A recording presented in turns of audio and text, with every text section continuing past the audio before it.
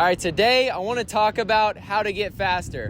I got my top 5 tips for you. These aren't your typical, get faster tips. Everyone on YouTube is talking about riding technique, and obviously you always got to be working on your technique and your body position.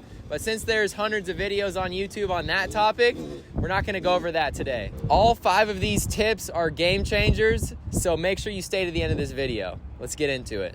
So tip number 1 is get your suspension done. I think it's crazy how much faster you can actually go when you fully trust the bike underneath you. Get your suspension done, get your bike set up for you, your riding style, your weight, your skill level, and all of that.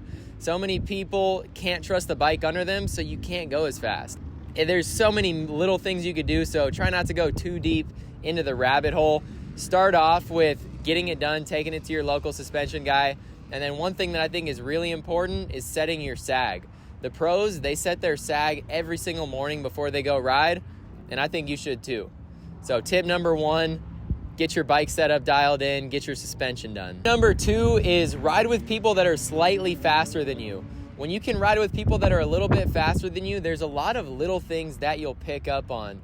One of which I think is probably the biggest is like line choice. You'll see the way faster people hit the lines. I like to think of it as like race cars, or if you've ever went and raced K1 speed like go-karts, you got to kind of apex the corners. So you'll find that faster guys, they find smoother lines around the track, and they're often going outside to in.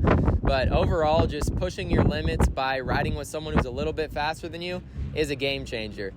Now, they can't be that much faster than you. If you're on the track like with Tomac and he's gone in one corner, then that's a little bit of a different story. But someone who's a little bit faster than you or around your skill level, you guys can push each other, and it's very good for progression. So tip number 2, ride with people that are faster than you. Tip number 3 is get in shape.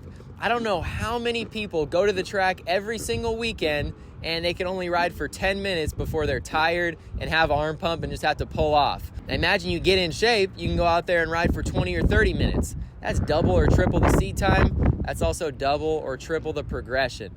I have a whole 15-minute training on exactly how to work out for motocross. If you want to really get into the details on that, click the first link in the description. It's a whole 15-minute video where I go into the details on exactly how to work out for motocross. So tip number 3, get in shape. Tip number 4, have a plan on your practice days. So many people just go to the track and do 3 or 4 motos, load up and go home. So if you have some sort of game plan that's actually focused on improving your specific weaknesses, you're going to make a lot more progress. So if you suck at hitting inside ruts, you ought to start hitting a lot more inside ruts. Maybe set a game plan of just doing some cornering drills, working on, going through a rut with both feet on the pegs or getting your foot up or whatever it is.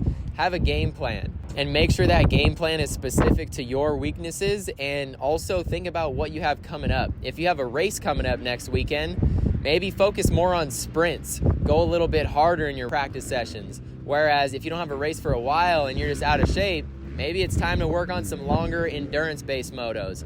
Do, 2 30-minute motos at like 60 or 70% intensity. So really think about where you're lacking, where you feel like you need to improve, and come up with a game plan on what you should do before you show up to the track and just go ride around for 10-minute motos, do 3 of them, load up and go home. That's tip number 4. Have a game plan when you go to the track. And then tip number 5, this is the one that's going to get you the most progression, and it's race. If you're not racing, practice is so much different than racing. It doesn't matter how hard you're trying on practice days.